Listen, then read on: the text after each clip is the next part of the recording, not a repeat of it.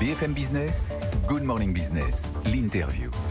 Il est 8h17 et mon invité c'est François Asselin, le président de la CPME. Bonjour François Asselin. Bonjour Christophe Jacubizine. On va commencer par les bonnes nouvelles quand même. Cette annonce du gouvernement sur une aide supplémentaire pour essayer de pallier les pénuries de matières premières. C'est pas mal parce que c'était une idée de la CPME. Réexpliquez-nous un peu comment ça va se passer. Oui, c'était l'idée de notre prêt de consolidation. Nous avions dit il y a déjà un an, sur ce plateau même, qu'il y aurait un problème à terme sur l'endettement de certaines entreprises. Ouais, après les PGE. Après les PGE, qui ont un modèle économique tout à fait viable sur un marché porteur à terme. On le voit bien, la croissance est là. Bien sûr, la croissance est là, 6,7% annoncé pour 2021, et puis 2022, en tout cas le premier semestre, s'annoncera Dieu, au moins 3%. Mais il n'en demeure pas moins que certaines entreprises, même si elles ont devant elles un avenir florissant, ont un mur de dette qu'il est difficile à franchir. Et donc, qui s'aggrave avec les pénuries, puisque dans certains secteurs, on regardait l'automobile. Oui. 27% d'immatriculation en moins encore cette année. Bien sûr. C'est un secteur qui est vraiment en souffrance, tout en sachant que demain, les Français, les consommateurs auront besoin d'acquérir une automobile. Donc l'avenir est certain, il n'est pas incertain. En attendant, l'actualité pour ces entreprises, elle est compliquée. D'où l'idée de ce prêt dit industrie, qui est ni plus ni moins un prêt de consolidation, qui est supplétif aux endettements déjà engagés. Un PGE qui a déjà été signé par cette entreprise, elle pourra quand même faire ce prêt industrie pour, si possible, étaler jusqu'à 10 ans l'ensemble de ses dettes. Une enveloppe de 50 000 à 5 millions d'euros. Ouais. Ça sera au taux du marché. En fonction de la taille ou en fonction des besoins? Alors, bien sûr, ça sera les deux, en fonction de la taille de l'entreprise, en fonction des besoins de l'entreprise. Bien évidemment, ça sera avec un opérateur qui s'appelle BPI, qui connaît très bien sa clientèle. BPI, ils sont experts, donc suivant la typologie de l'entreprise, tout ça sera justement dosé.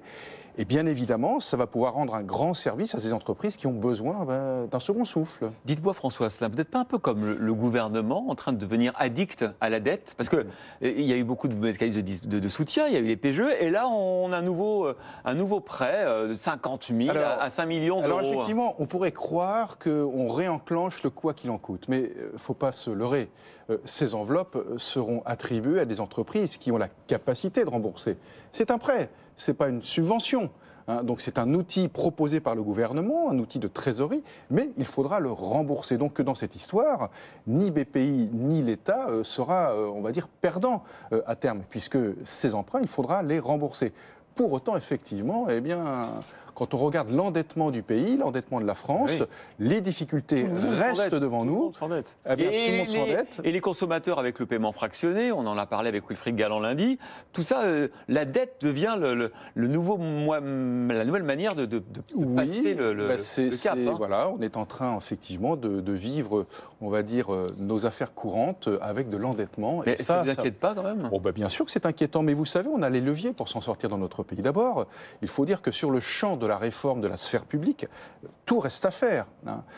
C'est-à-dire que le futur exécutif aura bien évidemment des réformes de fond à opérer, ne serait-ce que celle des retraites, pour retrouver des marges de manœuvre. On ne pourra pas s'en sortir sans cela. Et puis, nous sommes le pays en Europe où, finalement, sur toute une vie professionnelle, nous travaillons moins que dans les autres pays. Donc, si on travaille plus, collectivement plus longtemps, ça va créer de la richesse. Et on le voit d'ailleurs, lorsque l'économie repart, les recettes de l'État, malgré, on va dire, une trajectoire fiscale qui était maîtrisée, d'un seul coup, sont en gros progrès. Donc, il faut viser effectivement la croissance. Les dépenses aussi, et c'est tout le problème. Parce que parmi ces dépenses, effectivement, il y en a qui vont être récurrentes, ne serait-ce que ce qui va se passer sur l'éducation nationale, ne serait-ce que ce qui est en train de se passer sur la santé.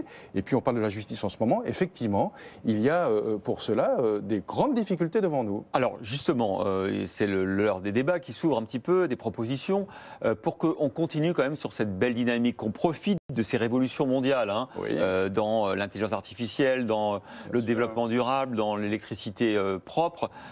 Qu'est-ce que le futur président ou la future présidente devrait faire pour les PME? Alors, on travaille à la CPME sur 12 grandes orientations pour les présidentielles. Et nous allons recevoir l'ensemble des prétendants à l'élection présidentielle en début d'année prochaine à la CPME. Dans ces 12 grandes orientations, finalement, ce que nous demandons, c'est d'avoir un environnement favorable au développement des entreprises. Ça veut dire... Est-ce que vous pouvez donner deux exemples, par exemple? Nous avons besoin de lisibilité et de stabilité en matière fiscale. C'est ce que nous avons eu d'ailleurs depuis 5 ans. Donc en fait, vous ne demandez pas de nouvelles baisses d'impôts, vous demandez juste qu'on ne change pas les règles. Il ne faut pas changer les règles, ça c'est très important. Il faut tenir la trajectoire annoncée pour que nous revenions naturellement dans la moyenne européenne de la pression fiscale sur les acteurs économiques. C'est très important parce que c'est la compétitivité de notre pays. On ne réussira pas de victoire économique sans la victoire économique du secteur marchand. Ce sont 99% de PME, de TPE. Donc, lisibilité, stabilité. Et puis, il y a tout notre environnement qui évolue énormément. Regardons ce qui va se passer avec l'Europe. C'est-à-dire que toutes les notations extra-financières des entreprises avec à l'appui de la RSE, tout ce qui va toucher la transition environnementale, vient impacter directement les entreprises. Ce que nous demandons... Notamment sur la forme de nouvelles règles. Il y a cette loi climat qui a été votée. Alors vous avez la loi climat, vous avez en ce moment tous les décrets qui sont dans l'écriture sur la loi de l'économie circulaire. Tout cela va venir impacter... C'est bien quand même pour C'est très bien. Planète. L'objectif à atteindre est excellent. Mais il ne faut pas se tromper sur la méthode et sur les règles en application. Pourquoi ? Parce qu'on a souvent l'habitude de mettre en place des mesures coercitive. Et regardez ce qui est en train de se passer, par exemple, sur le secteur automobile, où avec le tout électrique, on est en train de se rendre compte que finalement, un véhicule électrique au niveau de l'impact carbone n'est pas si vertueux que cela par rapport au véhicule hybride, par exemple. Donc, attention de ne pas confondre vitesse et précipitation, et surtout, ne sacrifions pas des pans entiers de notre économie, de notre industrie, de nos services, bref, de notre économie de terrain, parce qu'on a voulu confondre vitesse et précipitation. L'objectif, il faut l'atteindre. En attendant, il faut que ça soit compatible avec la vie de l'entreprise. Et pour ça, nous demandons un test PME, qu'il y ait une véritable étude d'impact avant de dérouler tout le système normatif. C'est essentiel. C'est-à-dire qu'avant de publier de nouveaux décrets, on regarde quel va être l'impact sur les PME. Voilà, je vais vous donner un exemple très, très concret. Actuellement, il y a une nouvelle norme poussière pour les locaux. Poussière. Oui, pour les locaux dits à pollution non spécifique. Eh bien, il aurait fallu, avant de publier cette norme, se rendre compte concrètement sur le terrain si elle était applicable ou pas en matière économique pour ceux qui devront l'appliquer, en matière, on va dire, de santé, si on peut effectivement avoir des mesures, des systèmes de filtration collective pour purifier cet air. On ne l'a pas fait. Résultat, on rame tous comme des fous pour faire en sorte que cette norme soit applicable.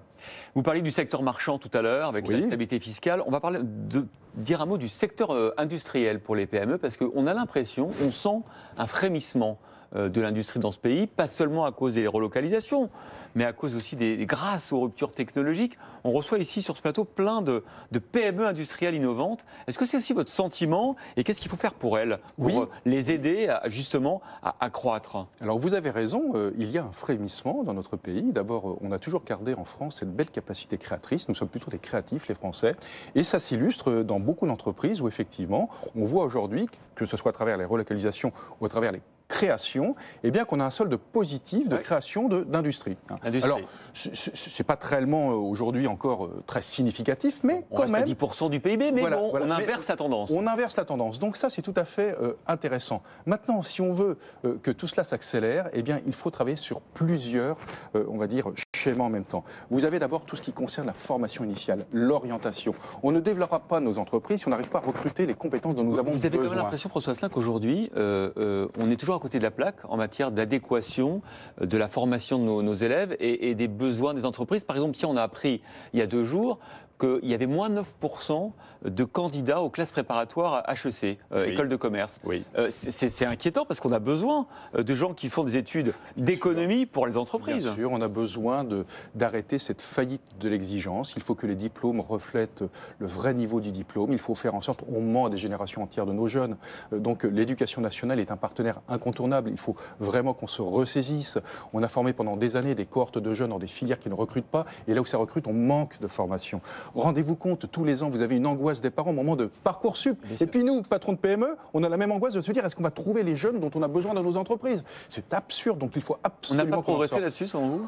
Très peu malheureusement. C'est-à-dire que, vous savez, il faut absolument traiter ce problème à la racine. Ça touche aussi bien les familles que l'éducation nationale. Tout le monde est un petit peu paumé dans tout cela. Il faut remettre du bon sens dans tout cela, faire en sorte que ceux qui permettent aux jeunes de rentrer dans la vie professionnelle, d'une façon, on va dire, confiante, qu'on puisse rencontrer ces jeunes là où ils sont, et ils sont à l'école. On finit avec encore un mot sur les perspectives 2022. Le tableau dressé par l'INSEE, on le disait au début, 3% de croissance acquise quasiment pour le premier semestre. Oui.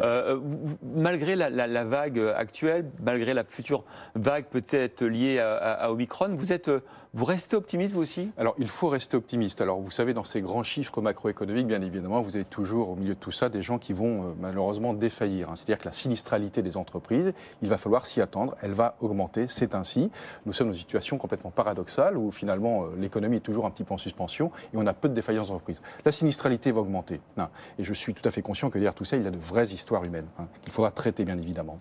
Pour autant, effectivement, l'activité reste florissante et toujours bien orientée. Mais heureusement, parce que lorsqu'on voit le niveau d'endettement des entreprises, lorsqu'on voit tous les challenges que nous avons devant nous, il va falloir toujours continuer d'investir et d'investir massivement, vous l'avez évoqué, dans plein de nouveaux projets de développement industriel ou autre. Eh bien, il va falloir que l'activité reste florissante pendant longtemps. Écoutez, c'est bien orienté, tant mieux.